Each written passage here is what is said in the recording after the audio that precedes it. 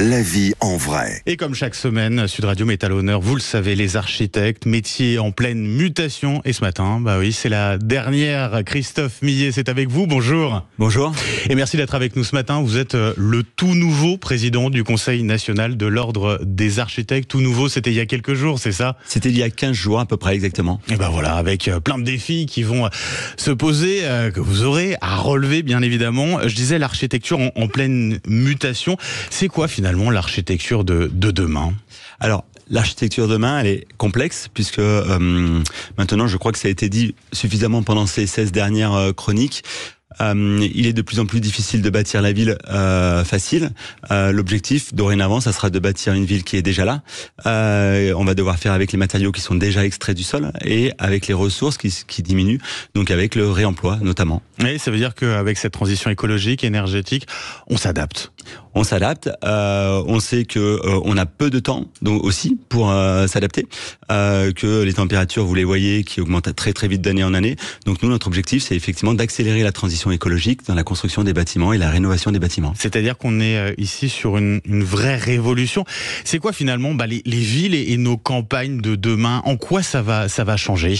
Alors, elles vont changer dans l'usage, notamment, c'est-à-dire aujourd'hui la question du logement, la question des lieux où on travaille évolue, et notamment la question des transports, des flux.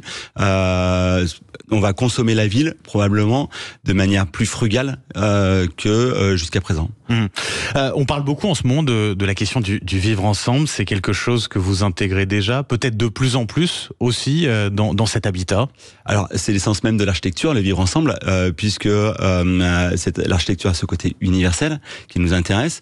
Et vous savez que tous les bâtiments et les usagers sont en interaction avec leur écosystème. Et effectivement, notre rôle, nous, c'est s'assurer que à chaque fois qu'on intervient sur un bâtiment en réhabilitation, en construction, l'objectif, c'est que cette greffe avec ces nouveaux usagers qui arrivent ne vienne pas à la fois perturber un écosystème qui est déjà en place, mais aussi dont on s'assure que l'usage même fonctionne au mieux, quoi. Pour nous donner des idées un petit peu concrètes, des exemples justement de ce vivre ensemble que vous intégrez dans votre démarche en termes d'architecte et des évolutions qu'on peut avoir aussi aujourd'hui très clairement. Alors, par exemple, dans les immeubles de logement, dorénavant, on essaye d'intégrer de plus en plus des espaces qu'on appelle des espaces partagés, qui permettent une sorte d'interaction entre les immeubles, entre les habitants de cet immeuble.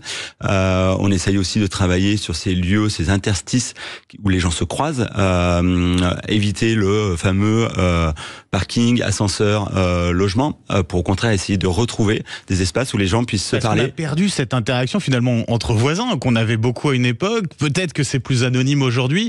L'idée, c'est de jouer véritablement là-dessus. Oui, c'est de jouer là-dessus. Et quand on observe, par exemple, les immeubles des années 1900 où il y avait plus ces cages d'ascenseur, mais au contraire, il y avait des escaliers qui étaient ouverts dans l'espace, on voit que l'interaction entre les voisins est beaucoup plus facile, par exemple. Oui, ça joue forcément.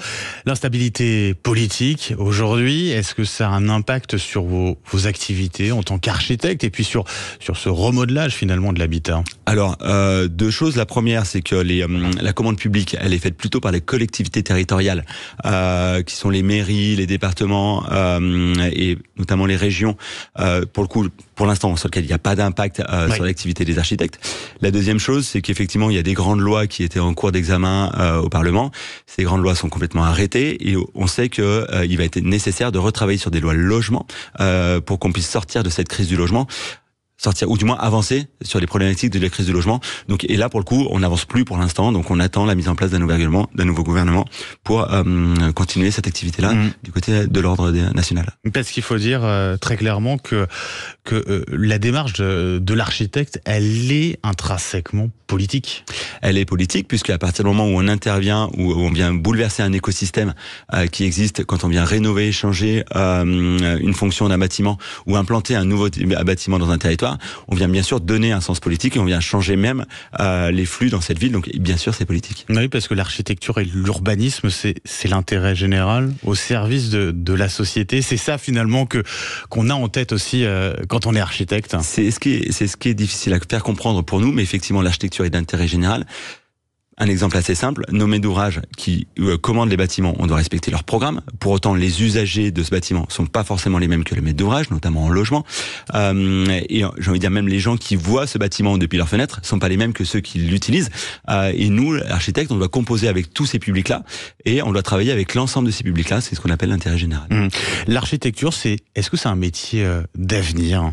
Alors, bien sûr, c'est un métier d'avenir, mais c'est surtout un métier qui cherche son avenir aussi par le biais d'autres missions que celle qui est la construction, parce qu'aujourd'hui, l'architecte est surtout dans l'imaginaire collectif quelqu'un qui construit. Dorénavant, l'architecte, ça va être quelqu'un qui va réhabiliter, mais c'est aussi quelqu'un qui va conseiller, c'est quelqu'un qui va accompagner, et c'est quelqu'un qui va aussi entretenir. Donc, c'est-à-dire aujourd'hui, il y a tous les métiers qui sont liés à l'architecture, sur lesquels les jeunes architectes s'intéressent de plus en plus, notamment quand on va dans les milieux ruraux. Est-ce qu'on a encore aujourd'hui une certaine liberté, parce qu'on parle de commande, est-ce qu'on a une certaine liberté encore en tant qu'architecte pour, si ce n'est imposer ses vues, en tout cas, pouvoir les intégrer finalement au projet? Alors oui, il y a bien sûr une grande liberté. Par contre, il y a de nouvelles contraintes. Les nouvelles contraintes, c'est notamment la complexité économique, mais surtout les enjeux écologiques, qui aujourd'hui, et tant mieux, prennent plus de place dans la conception des bâtiments par rapport à cette architecture des années 90-2000 de ces grands architectes qui ont parfois qui n'avaient pas les mêmes contraintes qu'aujourd'hui. Le tout en verre, par exemple, c'est fini ou pas avec le réchauffement climatique? Alors, c'est fini, je sais pas.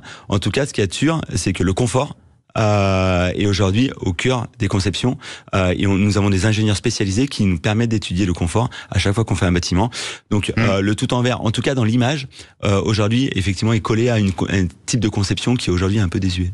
Merci beaucoup d'avoir été avec nous ce matin, Christophe Millet, donc tout nouveau président du Conseil national de l'Ordre des architectes. C'est l'occasion aussi pour moi de remercier l'ensemble des architectes qui se sont succédés tout au long de cette saison. Chaque jeudi, ça a été un plaisir et effectivement, l'architecture, eh bien, ça fait partie de notre quotidien et c'est important aussi de mettre en avant ce métier-là et de mieux le comprendre. Merci à vous tous. Merci beaucoup. 6h43 sur Sud Radio. On revient dans un instant, ce qui fait le buzz sur les réseaux sociaux avec Frédéric Brindel. À tout de suite.